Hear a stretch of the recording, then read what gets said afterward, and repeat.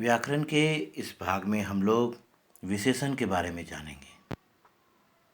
संसार में विभिन्न प्रकार की वस्तुएं हैं।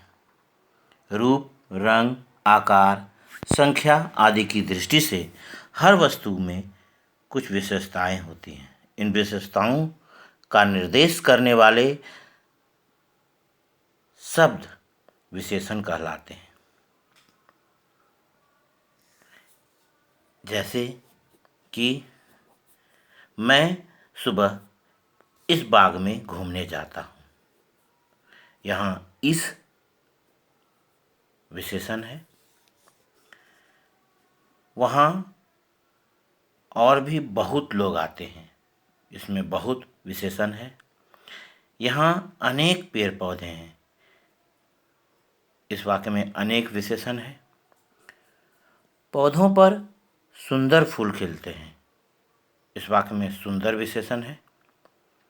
मुझे लाल गुलाब पसंद है, इस वाक्य में लाल विशेषण है।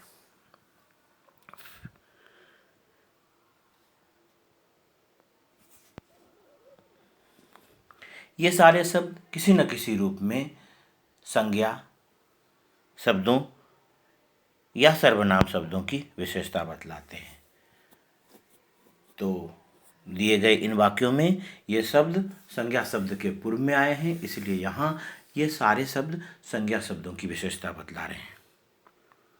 तो हम लोग इसके आधार पर विशेषण की परिभाषा इस प्रकार से दे सकते हैं कि संज्ञा अथवा सर्वनाम शब्दों की विशेषता अर्थात गुण, दोष, आकार, संख्या आदि प्रकट करने वाले शब्द विशेषण कहलाते हैं। विशेषण संज्ञा अथवा सर्वनाम से पहले भी आता है और बाद में भी आता है। विशेषण की पहचान किसी संज्ञा या सर्वनाम के पहले अथवा बाद में आए शब्द पर कैसा, कितना, कौन सा जैसे प्रश्न उठाकर विशेषण को पहचाना जा सकता है। जैसे कहें, लो यह पुस्तक संभालो। कौन सी? तो यह पुस्तक, तो यह विशेषण है। उसने रेशमी साड़ी पहनी है। कौन सी साड़ी? रेशमी साड़ी, तो रेशमी विशेषण है। जाओ 4 केले ले आओ। कितने केले? 4 केले, तो 4 विशेषण है। ऊंट की गर्दन लंबी होती है। कैसी गर्दन? लंबी, तो लंबी विशेषण है। विशेष्य जिस संज्ञा अथवा सर्वनाम की विशेषता बतलाई जाती है उसे विशेष्य कहते हैं। अर्थात जो संज्ञा सर्वनाम शब्द जिसके हम लोग विशेषता बतलाते हैं वे विशेष्य कहलाते हैं। जैसे गर्म चाय में गर्म विशेषण है और चाय विशेष्य है। विशेषण विशेष्य से पहले भी आ सकता है, बाद में भी। गर्म चाय को चाय गर्म भी कहा लिखा जाता है। विशेषण का कार्य विशेषण संज्ञा या सर्वनाम की पहचान को सुगम बनाकर वक्ता की बात श्रोता तक स्पष्ट रूप से पहुंचाने में सहायक होता है। लड़कों के समूह में से किसी एक लड़के को निर्दिष्ट करने के लिए उसकी आकारगत कोई विशेषता मोटा, पतला, लंबा बतलाने से पहचान सरल हो जाती है। इसी प्रकार संकेतवाचक या सार्वनामिक विशेषण यह वह से वक्ता का मंतव्य स्पष्ट रूप से श्रोता तक पहुंच जाता है। अतः भाषा में विशेषण का महत्वपूर्ण स्थान है। विशेषण के भेद: गुणवाचक विशेषण, संख्यावाचक विशेषण, परिमाणवाचक विशेषण और सार्वनामिक विशेषण। ये विशेषण के 4 भेद हैं। अब आइए विशेषण के भेदों के बारे में जानते हैं।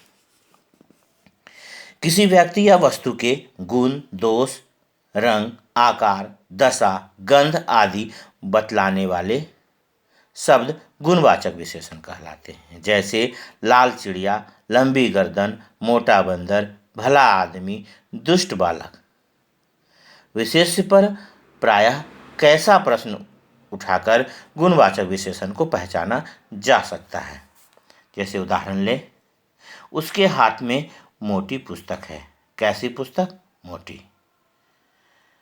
सीता ने मधुर गीत सुनाया। कैसा गीत? मधुर गीत। ये दोनों वाक्य में गुणवाचक विशेषण को आसानी से हम लोग इस प्रकार पहचान पाए। आगे संख्यावाचक विशेषण। व्यक्ति या वस्तु की संख्या प्रकट करने वाले शब्द संख्यावाचक विशेषण कहलाते हैं।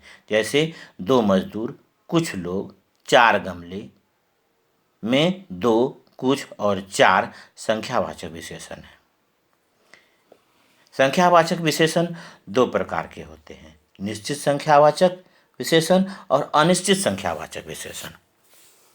व्यक्ति या वस्तुओं की निश्चित संख्या का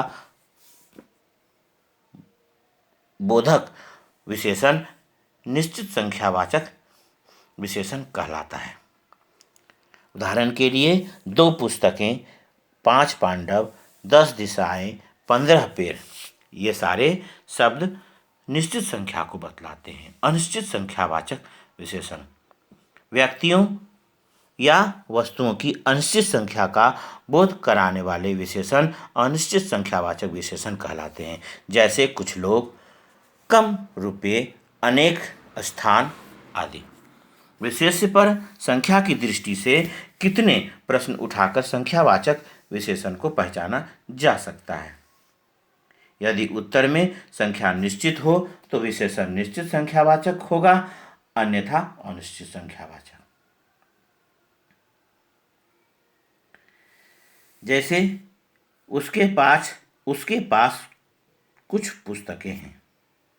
यहाँ कुछ अनिश्चित संख्या को बतलाता है।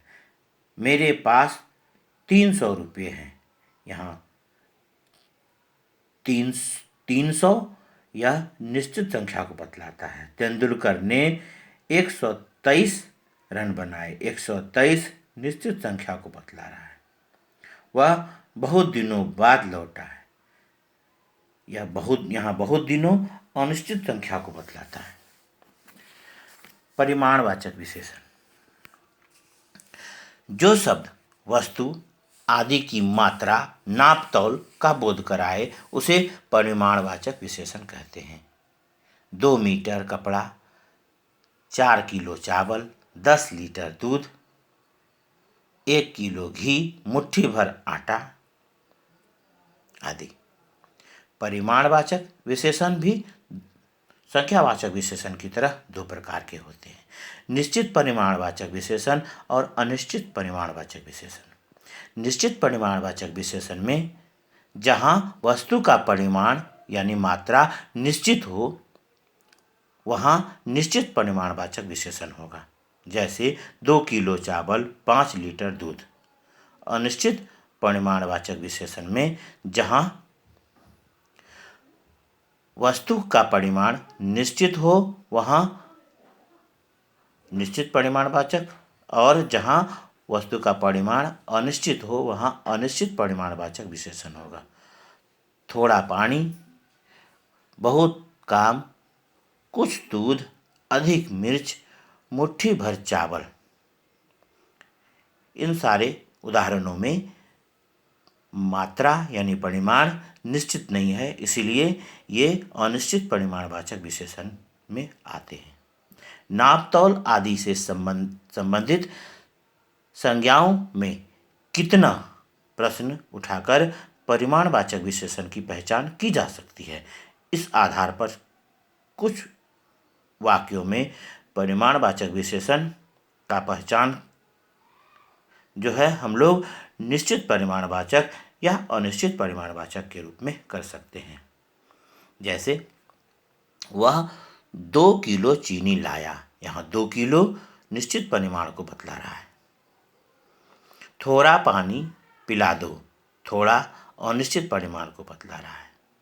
मेरे पास 10 एकड़ जमीन है। यहाँ 10 एकड़ यह 10 निश्चित परिमाण को बतलाता है। उसके पास कुछ संपत्ति है। यहाँ कुछ अनिश्चित परिमाण को बतलाता है।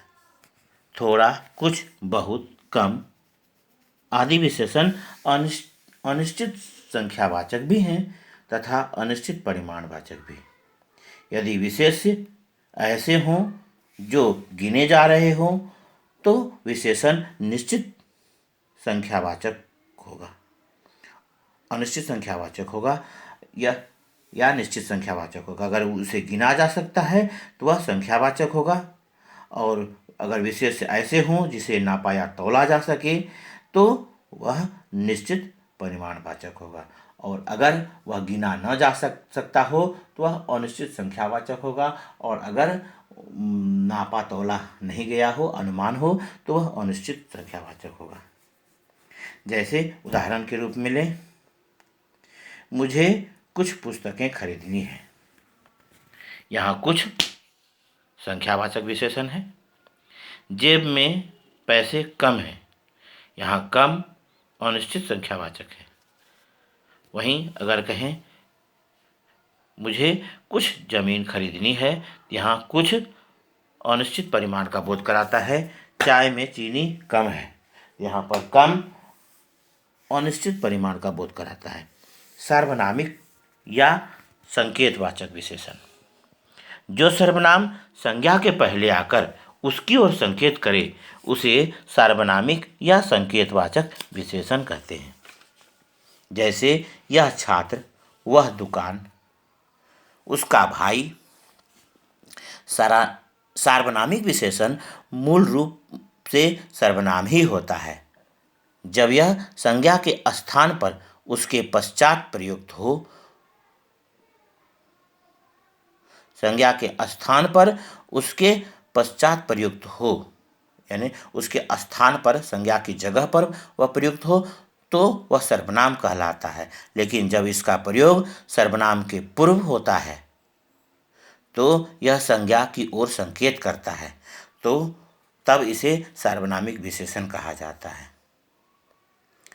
जैसे कि संज्ञा के बाद में यानी संज्ञा के स्थान पर प्रयोग करने में कहेंगे मनोहर चला गया, वह कल आएगा। यहाँ वह सर्वनाम है। अब कहें वह मनोहर जा रहा है, तो यहाँ वह सार्वनामिक विशेषण है, क्योंकि मनोहर के पहले वह का प्रयोग किया गया है। दरवाज़ा उधर है, उसे बंद कर दो। यहाँ दरवाज़ा के लिए उसे का प्रयोग हुआ है, इसलिए इस वाक्य में उसे सर्वनाम है। यह दरवाज़ा बंद कर दो, यहाँ दरवाज़ा के पहले यह का प्रयोग है, इसलिए यह सार्वनामिक विशेषण है। प्रविशेषण, कुछ ऐसे भी शब्द होते हैं जो विशेषण की विशेषता बतलाते हैं, उसे प्रविशेषण कहते हैं। ये प्रायः विशेषण के पहले आते हैं। जैसे लाठी बहुत लंबी है, छुरी कम तीखी है। इस प्रकार से हम लोग विशेषण का रूपांतरण भी कर सकते हैं। इन वाक्यों में जो है वह लंबी जो है वह विशेषण की और कम तीखी विशेषण की विशेषता बतला रही है। इसीलिए जैसे कहेंगे कि लाठी बहुत लंबी है, तो यहाँ पर यह बहुत शब्द लंबी की विशेषता बतला रही है, और छुरी कम तीखी है, तीखी की विशेषता बतला रही है। इसलिए कम और लंबी यह दोनों शब्द जो हैं वह प्रविशेषण कहलाएंगे।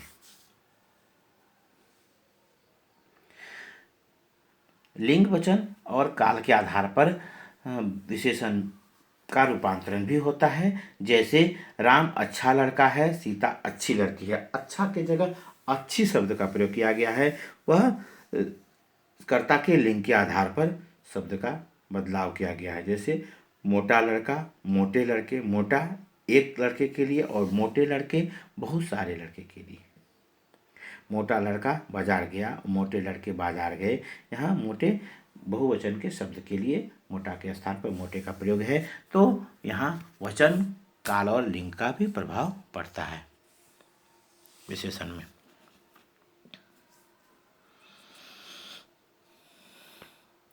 उसी प्रकार से सर्वनामिक विशेषण भी बदले जाते हैं। जैसे यह लड़का एक वचन में, ये लड़के बहुवचन में होगा। वह आम एक वचन में, वे आम बहुवचन में प्रयोग किया जाता है।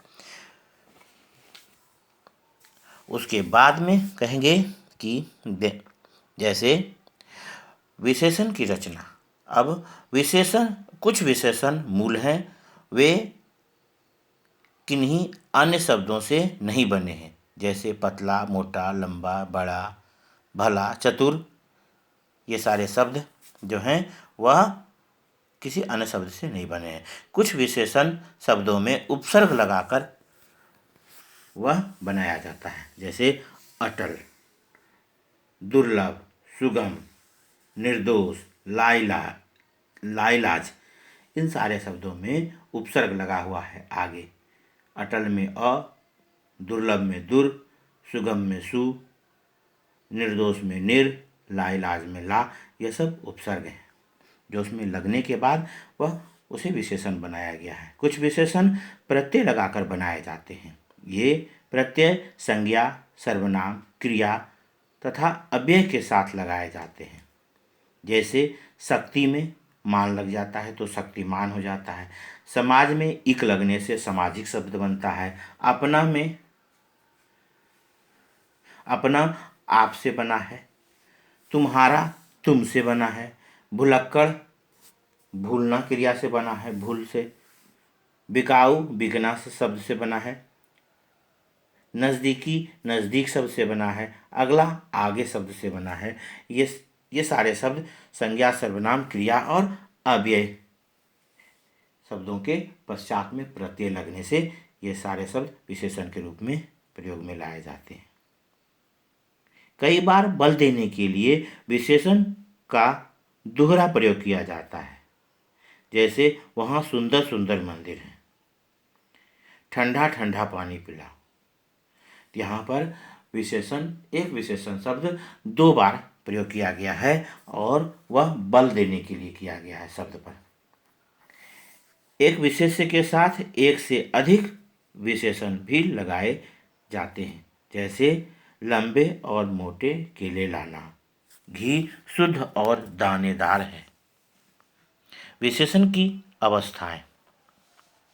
विशेषण विशेष्य की जिस विशेषता को प्रकट कर रहा है वह कितनी और कैसी है, इसके 3 रूप हो सकते हैं। पहला रूप जो है वह मूलावस्था। इसमें विशेषण की किसी विशेषता को सामान्य ढंग से प्रकट किया जाता है। दूसरे रूप में जो है वह उत्तरावस्था। इसमें विशेष्य की विशेषता को किसी अन्य विशेष्य की विशेषता से तुलना में कम या अधिक बतलाया जाता है। तो मूलावस्था में जैसे अनुपमा सुंदर है तो अनुपमा की सुंदरता को सामान्य रूप से दर्शाया गया है। अब उत्तरावस्था में लें तो कहेंगे कृष्ण राम से लंबा है। यहाँ कृष्ण की तुलना राम के साथ की गई है। वह गौरव से कम समझदार है, तो यहाँ पर उसकी तुलना गौरव के साथ में की गई है। उसके बाद है उत्तमावस्था। इसमें विशेष्य की विशेषता को सबसे अधिक बताया जाता है। उसने कक्षा में अधिकतम अंक प्राप्त किए। यह पुस्तक मुझे सबसे अच्छी लगी। अधिकतम और सबसे अच्छी विशेषण की उत्तमावस्था है। उत्तरावस्था उत्तमावस्था बनाने के ढंग। विशेषण से पूर्व से अधिक, से कम, सबसे अधिक लगाकर। जैसे उत्तरावस्था में ऊंट से अधिक लंबा, पत्थर से अधिक कठोर। उत्तमावस्था में सबसे लंबा और सबसे कठोर। संस्कृत में आए शब्दों में तर और तम लगाकर हिंदी में ऐसे शब्दों की संख्या पर्याप्त है। जैसे कहेंगे कि अधिक, अधिकतर, अधिकतम, प्रिय, प्रियतर, प्रियतम, उच्च, उच्चतर, उच्चतम, निकट, निकटतर, निकटतम, दृढ़, दृढ़तर, दृढ़तम, तीव्र, तीव्रतर, तीव्रतम, न्यून, न्यूनतर, न्यूनतम, गहन, गहनतर, गहनतम। कुछ संस्कृत शब्दों की उत्तरा और उत्तमावस्था में मूल शब्द किंचित परिवर्तित हो जाता है, थोड़ा परिवर्तित हो जाता है। जैसे कहें महान, महत्तर, महत्तम, बलवान, बलवत्तर, बलवतम। इस प्रकार से जो है वह विशेषण की 3 अवस्थाएं हैं, जो मूलावस्था, उत्तरावस्था, उत्तमावस्था। इस प्रकार से भी हम लोग इसे अन्य इन तीनों रूपों में भी विशेषण को हम लोग दर्शाते हैं। इस वीडियो को अपनी आवश्यकता के अनुसार से सुने और रिपीट करें और इसे अपनी पाठ्यपुस्तक के आधार पर याद करने का प्रयास करें। धन्यवाद।